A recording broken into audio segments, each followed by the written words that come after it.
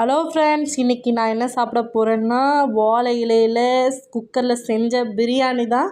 அதுவும் mutton biryani. Mutton பிரியாணினா எனக்கு ரொம்ப பிடிக்கும். அதனால் இன்றைக்கி நான் மட்டன் பிரியாணி தான் சமைச்சிருக்கேன்.